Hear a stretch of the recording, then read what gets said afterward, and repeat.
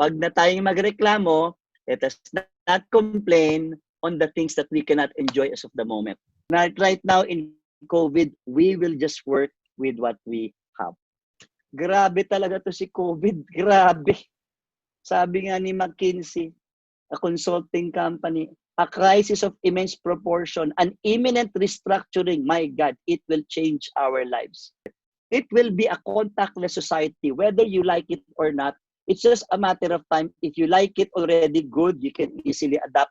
If you don't like it yet, you will like it sometime later, baka huli ka na. Tanggapin mo na, video conferencing na lang talaga tayo. 100 webinars. We just can't stop. Works Love Made Visible. Organizations across 9 countries and 4 continents. The blended learning, Team engagement, and our podcast to be called Hello World. Talk about habits of excellence, hustling in this VUCA world, entrepreneurship, lessons in running and managing a business, leading people, creating that vision, communicating effectively, have that right attitude, right mindset, the right outlook, no matter what happens around us in life. Great work.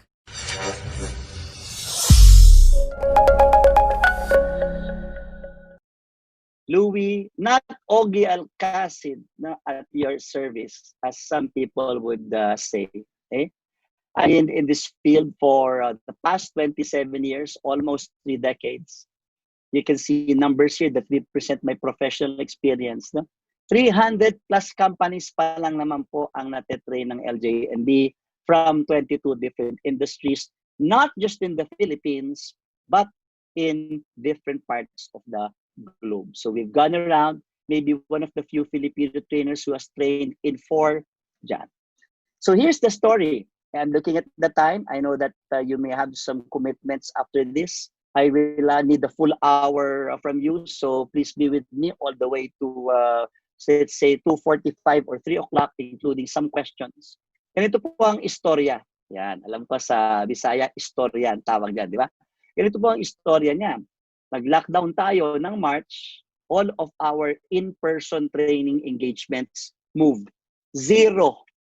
We have a fully booked month in March and April. But because of this virus and COVID scare, our client companies said, Louis, after na lang ng lockdown, which actually never happened because April 13 got moved twice.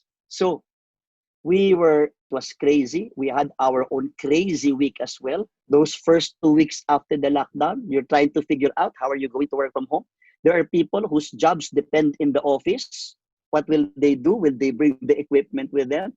But there's no training. What will my people do? There are no manual makers. Okay? No need for props or packing of materials. So we had to revisit the way we do things. And I will also ask you to revisit the way you do things. Okay? And I will have a list later on. And then, hindi ako mapakali. I cannot take this crisis sitting down. So I said, I have to reach our audiences. Kung walang kumukuha ng training ngayon, tayong mag-offer free webinar. So as early as April 1, I was offering those 3 courses that you can see on the screen. How do you lead teams through crisis? How do you lead teams remote from work from home setup? And how do you facilitate video calls? And 1,500 employees attended our webinars during that first week of April, asking for more. So we ended up, I have done 79 webinars as of last week, as of Friday po yan, May 29 na ngayon. So including those this week, you are my 87th webinar. 87. Maybe nobody else in the Philippines has been that productive. I don't want to dwell on the negativity outside. So I would average around 4 to 5 webinars per day, only on weekdays. So this is also new for me. So sa mga natatakot sa technology, those who are not so used to this, it's okay. My first time to have a webinar was April 1. And so far, I'm enjoying it. Yes. Unang-una, I am able to continue my mission. And the mission of managers includes developing their people. Right? Not just dependent on training. Luma na yung train. Training is just one. but the development of your team members is really dependent on your hands as leaders. Kung ang training, hindi naman pwedeng schedule ang training every day, but you can do coaching every day. You may not even know it. Some are conscious about it. Yung iba-iba lang ang tawag. Perfect. Grabe talaga to si COVID. Grabe. Sabi nga ni McKinsey, a consulting company, a crisis of immense proportion, an imminent restructuring. My God, it will change our lives. Sa mga deadma pa sa inyo, deadma, in denial, this will really lead to shifts in the way we lead. So in my other webinar, I just took this slide from my other webinar. If you notice, iba yung color combination. My other webinar, I show projections of the next 18 months. What will happen? So the continued reimagination of business is happening, my dear friends. Okay? Those products and services na hindi na bebenta ngayon, they have to think of different channels of different ways. But everybody will now resort to this new video conferencing technology. Why? Because the two objectives as we try to return to a semblance of normal, I know with your respective areas, sa Maynila, on Monday, GCQ na raw, but still a lot of people are afraid. Yes, it's this competition or competing desire to resume economic activity and of course protect health. Kaya di pa nga natin napaflatten yung curve. Yes, we're working on that, and at the same time as we try to resume to a certain normal, prevent a second surge. That's why it's related to our coaching work from home here. It will be a contactless society, whether you like it or not. It's just a matter of time. If you like it already, good, you can easily adapt. If you don't like it yet, you will like it sometime later. Baka huli ka na. Tanggapin mo na, video conferencing na lang talaga tayo for the meantime. Contactless, di ba? Yung mga menu sa restaurants, you will have to revisit that because it can carry the virus. Travel will change. Magazines in airlines will have to go because again, they can harbor the virus. Meetings are now discouraged. Ano yun? Magmi-meeting ka, social distancing, 1 to 2 meters, pwede naman, but still this risk of exposure. So that means we have to just work with what we have and work with the second best. If we cannot do in person, then of course, it depends on your location. I understand that there are virus-free areas. But if there's a threat there, masasanay tayong gumamit nitong dominant communication form, which is video conferencing. Okay? Focus on the essentials. Kailangan ba? Kailangan bang mag-meeting? Kailangan bang mag-group meeting? Kailangan bang mahaba ang meeting? So, that now has led to a lot of transition to remote and virtual. Okay? Remote learning has been there for the oldest time, but still we want trainings in classes though when the consultant or the trainer is there. Okay? Ito nga ang isa sa mga lessons ko. I should have gone to remote learning earlier, but COVID also forced me. Okay? So sabi ko nga, even if you invite me to fly to your area and to do in-person training, even if it's just in Makati, BGC, I will refuse because I want to protect my team. I don't want to expose them to risk. We changed our business model already. For this year of 2020, it will now be video conferencing training because some of my bigger clients as well in the Philippines are saying, no more events, Louis, no more parties, no more gatherings until a vaccine or until a cure is produced and distributed. Mahirap na pong tamaan ng COVID. Telemedicine, very quickly. Di ba? Consulting a doctor over video. Concerts and events are celebrities at the creative way of doing it. Yes? And isa sa mga pinakamahirap kung ma-imagine yung worship, di ba? How do you have communion if you're Catholic? But of course, sabi ko na kanina, focus on the essentials. Pag na tayong magreklamo, let us not complain on the things that we cannot enjoy as of the moment. So I'm treating you as managers and officers and supervisors. Sometimes we are even the ones who raise a lot of problems, barriers, excuses, and reasons. Now, right now in COVID, we will just work with what we have. Okay? And we are now transitioning to this. Infrastructure is one thing. acknowledging the general challenges. Okay? At sa survey, for those, some of you who answered, internet connection has been identified as a pain point. No? Nakaka-frustrate nga naman, di ba? Kasi signal issues, we had issues like that earlier, na be-break yung conversation, you will have to log back in.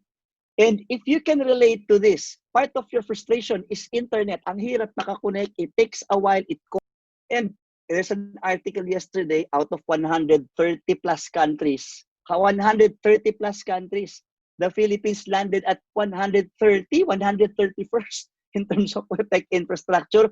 Okay, sabi natin kanina, don't complain on the things that we cannot control. Sige. So let's set aside infrastructure. Okay? But let's also try to help our team members. I know that's for some companies, they gave some assistance, or they gave some gadgets or dangles, no, for people to get connected, especially for critical roles. So tatanggalin ko na yung infrastructure, because by now you should have set this up. Okay? Because my team started setting this up as early as the lockdown. Hirap kaya nang hindi connected, no? Tapos ang dami pa nangyayari, naka-lockdown ka. We'll spend our remaining time here on the skills portion. Some you may already know. Some of you are already practicing this. Maybe you can pick 1 or 2 or 3 new things depending on your level of expertise or experience. That is me. Sharon is one of our trainers. We were just collaborating the previous week. So sabi ko, totoo nga just a reminder, in virtual coaching, in this virtual presentation, ilalapit ko yung face ko ng konti sa camera. This is also one of the skills that I'd like to share with you. Whenever you present, please look at the camera, not on the slide. Because if you want to personalize, one question is, how do you personalize your connection through video call? One is to look at the camera. OA lang po ito. OA lang itong nalalapit kong ganito. Of course, you don't have to do what I'm doing right now. But just look at the camera so that the person at the other end of the line feels you're talking to him. A lot of things get magnified. Kaya ako nilalapit. The reason why I am moving closer is, yes, this is what your people see. Pag nag-coaching na kayo through video call, ito makikita nila. Okay? And therefore, I will do a change in my facial expression. I will just move my eyebrows a bit. Di ba? Kita eh. I will smile. Wow, it's definitely a good vibes message, no? Anything that I do with my facial expression, even if I text on my phone, I just look down, and even if I'm not showing my phone, nagmumultatas ka. Kita. Kaya be aware of your words, voice tone, and body language. Okay? And yan ang isang example natin. I asked one of my teammates to take photos of the do's and don'ts. So this is Elaine. Look at that. Totoo, di ba? Namamagnify. Yung eye contact, see? Intimidating body language. Okay? You're sad, you're frowning, you're serious, or you're not paying attention. It gets magnified. Number 2, you don't see what's going on in the coachy. This should be coachy. Kasi ikaw yung coach. This should be coachy. We'll correct it later. Going on in the coach's world. Oo nga naman. For example, here, you see me, because I positioned it very well, and this is also one of the tips, you position it well in an environment that does not have too many distractions. Kasi kung may nakaka-distract silang nakikita dito sa likod, no, they will not pay attention for certain points of the coaching. Kaya I really purposely chose this background where it's bland. Tama? So wala namang masyadong magandang makita dito. You will focus on me. But you don't know that my daughter is on the bed there, is playing on the bed. I just told her to keep quiet, no? And there might be some some competing attention here or activities. You don't know that. Kaya ang tip natin, exert effort and increase sensitivity. Kung effort kang magtanong, before ka mag-coach, you may ask a question. Hi, how are you? Saan part ka ng bahay? I see. Are you alone? Any source of distraction there? Para naiintindihan mo. Huwag natin pakabahin yung tao, don't scare the person. It's a time for us to understand. People have to take care of what? You're part of the support group. You're not going to the plant, or you're not part of operations. When you work from home, they're taking care of the babies. There are barking dogs. Yes, what else? There are crowing roosters. Ang mga manok ay nagtitilaok. There's possibly construction noise. Yung mga nakaka-relate sa mga distractions, yung mga background noise na yon, please say yes. Please say yes. Yung nakaka-relate sa mga distractions at electric fan doesn't pleasant to the ears. But that's why, as a coachee, you may want to ask. Because if it is bothering you as a coach, it is also bothering them as a coach. Nahihiya sila na ang ingay sa background tapos nasa call. So, be aware because nape-pressure na sila dun sa noise na yun. Nape-pressure pa sila, baka pagalitan ako ni boss, no? Because, and of course, coaching people, just move locations or do something about it. Tell your household mates, I have a call, I have an important call, please maglagay ka ng do not disturb sign. Yan yung mga pwede nating ipayo sa kanya. Number 3, you have technology tools to utilize. I will give you all the technology tools that you can utilize. Huwag matakot sa tech. They are now more user-friendly, easy to use, intuitive features. You just need to choose the right combination and sequence. Our title is coaching. Yan. Let's go to, tingnan mo si Elaine kanina. Sa picture ni, mga do's and don'ts po. Wag namang masyadong nakafocus sa eyes. Yung iba ayaw magpakita talaga sa video, gumagawa ng paraan, gumagawa ng diskarte. Di ba? Look at that. Because they don't want to show themselves on video. It's either they just show their forehead or they show their eyes, which is a no-no. And they, look at that, very dark room. They don't want to show their faces. Yung angle ng camera pataas, so it's not, or the source of light is behind you, which can be glaring to the person that you are talking to. Just some technical areas that we have to be aware of. And on my second to the last slide, sabi ko kanina, additional effort talaga. It's okay. Pag di niya maintindihan, repeat. Repeat. Pag naglalag, it's okay. Pause. Pag naglalag, pause and repeat. Speak clearly, concisely, maikli lang ang sentences as much as possible. And that's where re-reinforce mo, send documents, or nag-video ka na, nagba-Viber pa kami ni Oliver kanina. Nagba-Viber pa kami.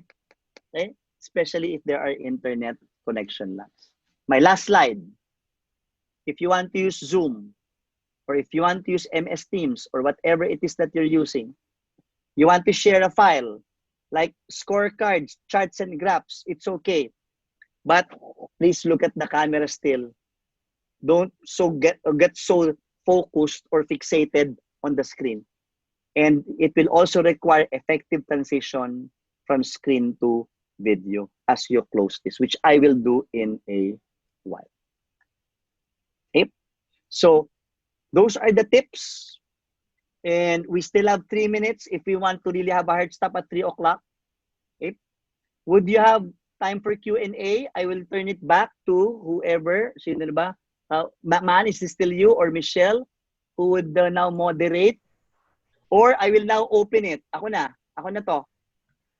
If you have questions for me, please chat with me. I'm now seeing some questions. Would it be okay to use local dialect? Of course. Dialect or language, as long as it's shared by the coach and coachee, wherever you're more comfortable. In fact, it's better because there are certain words in the local dialect that you may not have any translations, diba? In other language. So, better understanding yan. While I'm waiting for some questions here for me. How to engage coaching despite remote setup. I believe we've covered that a bit. How to engage. But mas maganda nga yung video call kasi some people also want to see their bosses Yun lang, kailangan lang hindi intimidating talaga si boss. So, be aware of your body language, especially your facial expression. Diba? Saka yung hand gestures natin. There are only 3 body language items that are relevant in video. Face, hand gestures, and posture. Dapat hindi yung para kang nasa sofa. Huwag yung ganyan. Di ba? Okay. Because this is unprofessional. Also, be aware of your language, of your hand gestures, because you might point to the employee like this. And you can say, no. These are all intimidating gestures that can be magnified on video. I'm waiting for some chat questions. And I basically address most here. How to assure, maganda, how to assure coach of confidentiality in a remote coaching session. At the start of the coaching, let's play it again. Oliver, this is our second coaching session. You know that I need your participation. I will also ask you to keep our conversation here confidential. Diba? Just keep it between us. Paano po talaga yung intimidating ang face gaya ko? Okay? Hindi ko po nire-recommend ang facial surgery or ang plastic surgery. Training lang po yan. Training. Training lang yan, sir. Ito, sir, gamitin mo. Pag hindi ako nakangiti, intimidating din ako. Marami sa atin, pag hindi nakangiti, intimidating. Di ba? So, the universal, positive body language, put a smile. Kahit na naiinis ka na, tama? Kahit na napipigyan ka na, smile lang. Saka nod lang. Ganyan ang ginagawa ko. Smile and nod, smile and nod, smile and nod. It is trainable. Okay? Ano pa? Okay. I think we've addressed most of the questions here. Paalala ko lang sa mga managers natin, if you have tech issues, you have to resolve that. Because it will come to a point, kailangan talaga maggamit na. Hi, this is Louis Banta, CEO and Chief Consultant of LJMB. Thank you for watching my webinar, and to watch more videos like this, click subscribe and hit the bell icon down below. If you like this video, please give it a thumbs up, comment down below, and share it to others.